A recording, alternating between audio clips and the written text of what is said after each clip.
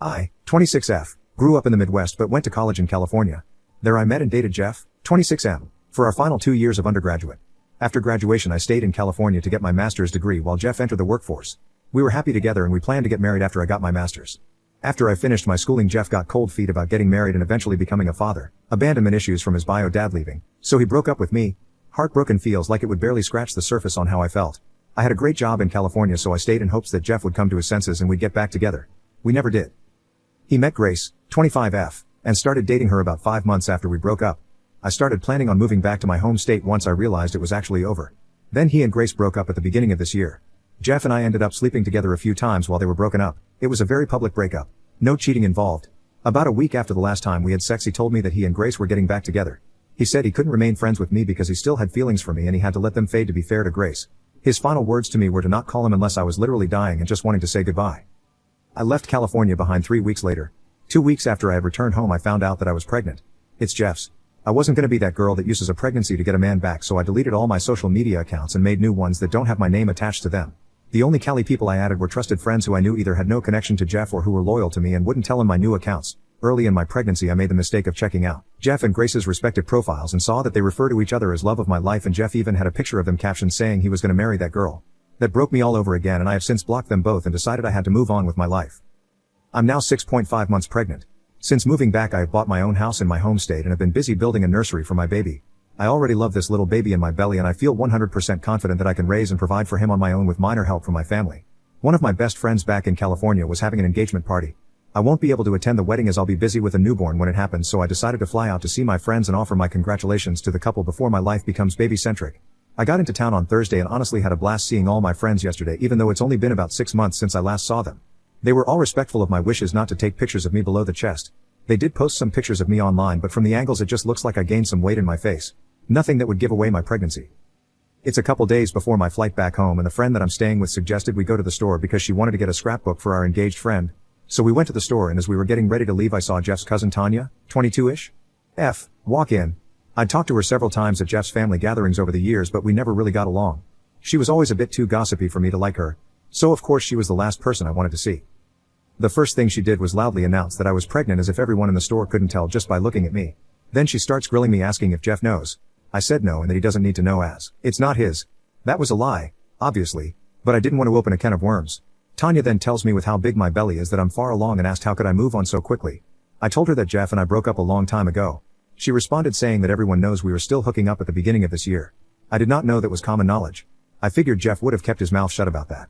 Anyway, I lied and told her that I already had a new boyfriend and that I was 5 months pregnant. She seemed to accept that and awkwardly congratulated me. My friend and I paid for her stuff and left immediately after that. I prayed that would be the end of it. Like I said, Tanya is a gossip, so of course she went and ran her mouth about seeing me pregnant just a few hours later. Now a bunch of my friends have messaged me saying that Jeff is blowing up their inboxes trying to reach me. None of them have told him my new number or social media, so he has no way of reaching me himself. My flight back home isn't for another 2 days and I'm freaking out. Some of my friends are saying that I should just tell him the truth now that he knows I'm pregnant. I still say I can get by pretending it's someone else's and that I'm not far enough along for it to be his. I honestly just want to ignore him and go back home. However, I'm having some doubts that that's the right choice and there isn't a consensus on what to do, so I'm turning to internet strangers. Update, 2nd of August 2023. Hi everyone. So the consensus on my post was to tell Jeff about the baby being his. Even from just the first few comments that seemed clear. We did end up meeting up. It wasn't particularly interesting or dramatic, but if anyone cares, here's what happened. He got a hold of the friend I was staying with on Instagram. I wanted to just talk to him on the phone, but he insisted we talk in person ASAP. In retrospect, I should have just waited until the next day, but I kind of just wanted to get it over with, and it seemed like he did too. To be honest, I thought he was going to tell me that he wanted nothing to do with the kid because I didn't see any other reason why he wanted to talk in person right that second. Keep in mind it was almost 10 at night at the time. So my friend and I went to his parents' house where he was waiting. His parents always treated me like family, so I guess I felt comfortable being there even though we probably should have met at a neutral location. When we got there, Jeff's mom answered the door. She hugged me and I could tell she wanted to touch my stomach, but she restrained herself and didn't even ask. Thankfully. I always liked her. We made awkward small talk as she led me to the living room. It was clear that they had just had a party as it was still messy with a bunch of drinking cups lying around and confetti on the floor. On the couch was Jeff and Grace holding each other's hands. I was surprised that I honestly felt nothing for him at first. His stepdad offered me a seat, but I chose to stand. I wasn't planning on being there long anyway. Jeff started off saying that I might be able to fool Tanya, but he knows there's no way I would have ever met a new guy and gotten pregnant that fast. So he asked why I didn't tell him. I told him the truth, that the last time we spoke he told me not to contact him unless I was literally dying, And I'm not dying. He told me that he was trying to be respectful to Grace and that obviously this would have been an exception. Grace chimed in to tell me that I ruined her proposal. I found out later, third-hand info, but knowing Tanya I believe it, that the party at his parents' house was for him to propose to Grace in front of all their friends and families. Tanya waited until after the proposal, and when people were giving speeches she told Jeff she was so glad he got away from me and wasn't gonna be stuck raising my baby. Then all hell broke loose at the party apparently. I had no idea that happened at the time, or I honestly would not have went to see him at all. But hearing that he proposed was when it hurt. He broke up with me cause he was scared of marriage and kids, but he dated her not even half as long as we did and she got a ring. I put on a brave face, or at least I think I did, and acted like it didn't bother me, but it absolutely did. His mom told Grace that it's not my fault and now wasn't the time for that. Then Jeff told me that obviously, I can't move now. I told him that I already did and I was only in California for the weekend. He countered saying that I have to move back. I told him no, I'm not doing that. He said well I can't just leave. At that point I got frustrated and told him that I left months ago. My job is in my home state. I bought a house. All my doctor's appointments have been there. I established residency there a long time ago. California isn't my home anymore and hasn't been for half a year now. So then he got frustrated and got up to approach me asking if he's just supposed to send a paycheck once a month and saying this wasn't how it was supposed to happen. I don't really know what he meant by that second part cause he just found out I was pregnant a few hours before, but I assumed he was taking about his life plans? I forced myself to calm down and try to be empathetic. I told him that if he was worried about this screwing up his plans for the future that he had nothing to worry about. I don't want or need anything from him. I've planned everything out from finances to childcare when I return to work to even setting up my baby's college fund. It's all taken care of already. He didn't really say anything. I didn't know if he was thinking or just relieved that I had it all handled. I told him he can still get married to Grace and have his own family someday. I promised I wouldn't bother or blame him for anything. My baby will be loved and cared for. Jeff got teary-eyed and told me that I know how he feels about this. He was referring to when he broke up with me and said that he didn't want to be a dad because he didn't think he'd be a good one. He also has abandonment issues from his bio dad walking out on him, his siblings, and his mom when he was 6. I told Jeff that he's not him, his bio dad. That he's better than him and always will be. His mom started crying at this point, I guess from seeing how his dad's abandonment still affects him to this day. I promised Jeff that I wouldn't let my baby think that Jeff was a deadbeat. I'd be honest that we just weren't meant to be together and we live thousands of miles apart. He told me that he can't just not be in his kid's life and that I don't understand what it could do to them. He asked if we could please just figure something out together. I asked him what did he realistically expect would be a solution. Because I'm not moving back to California and I highly doubt he and Grace wanted to pack their bags and move that far away from their own families and friends. I said I'm not going to be sending my kid on a plane every few months either because that's too much. Jeff didn't say anything to that, so I told him maybe that could be an option when he's older and has more independence, but right now it's not happening. Jeff's eyes lit up and he asked, "It's a boy?" I'd been careful not to reveal the gender up until then, but I messed up there. I nodded and he nervously asked if he could feel the baby. Before I could even respond, Grace let out this loud wail and stormed off to the kitchen. Jeff apologized to me and then went to go comfort her. His mom excused herself as well as she was still crying. So she left and her husband followed her. That left me and my friend awkwardly standing alone in the living room. All we hear is his mom sniffling in the hallway and Grace sobbing while talking to Jeff in the kitchen. It was so incredibly uncomfortable. And I know many will hate me for this, but I just felt overwhelmed by the whole thing.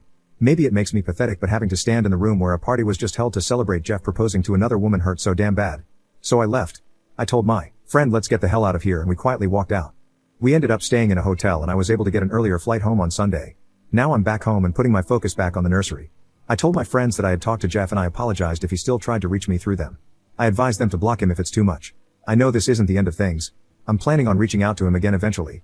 Even if he broke my heart, I still care about him and I won't deny him a relationship with his kid if that's what he really wants. I have no idea how it's gonna work and I'm only allowed to update once, so I apologize that I won't be able to tell anyone who cares how it all turns out. Thank you for the advice on my last post.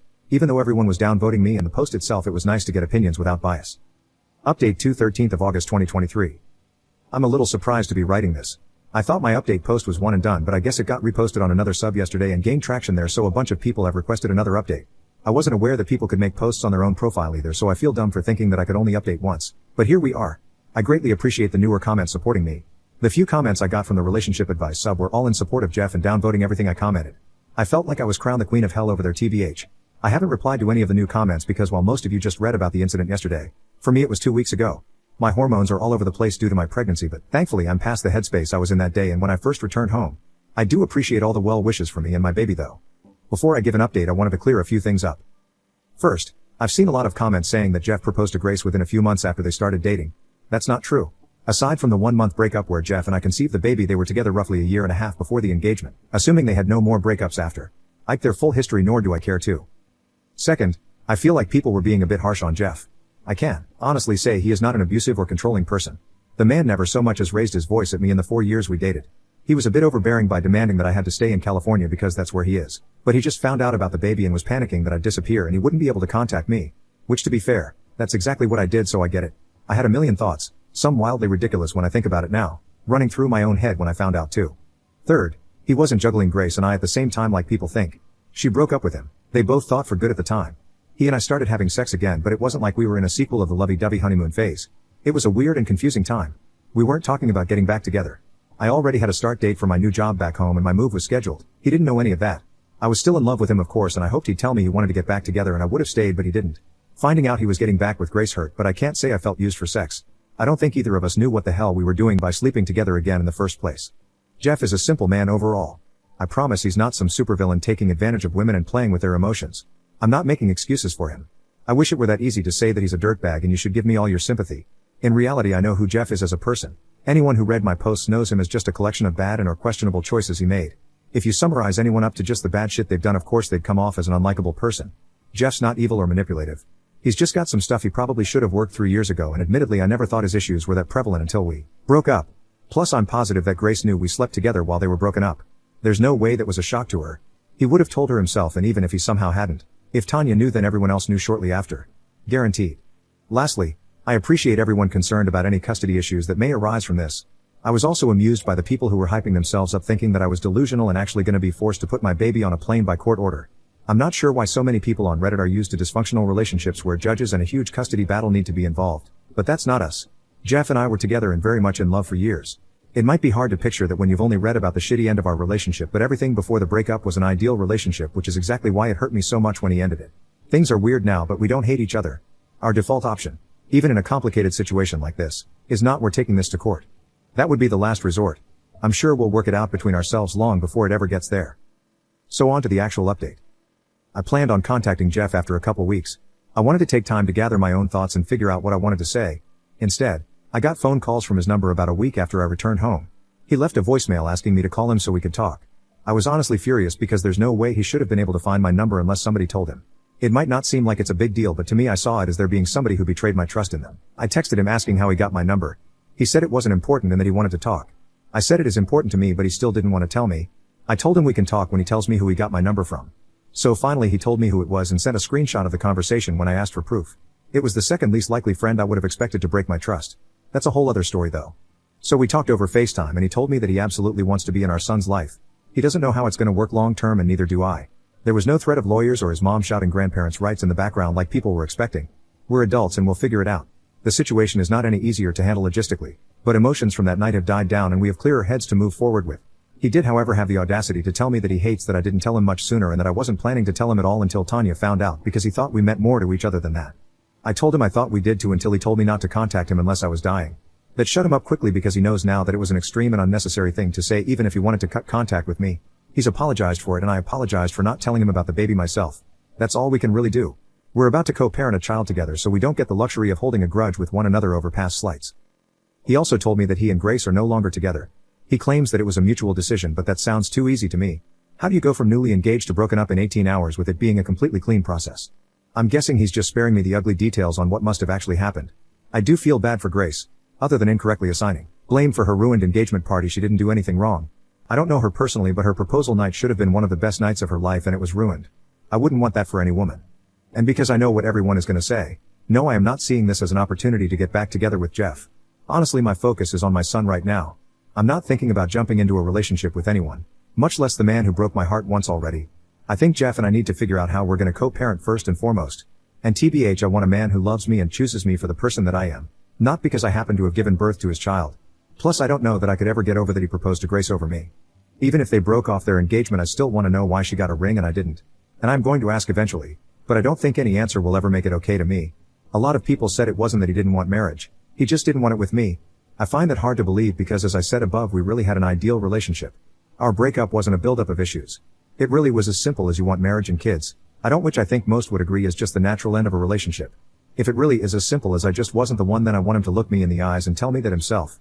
Jeff is a terrible liar even when he's lying for a good reason, like a special surprise. He fidgets his fingers and can't maintain eye contact when he's lying. So if he looks me in the eyes and tells me his reason for why he chose to marry her and not me, I'll know if he's being honest.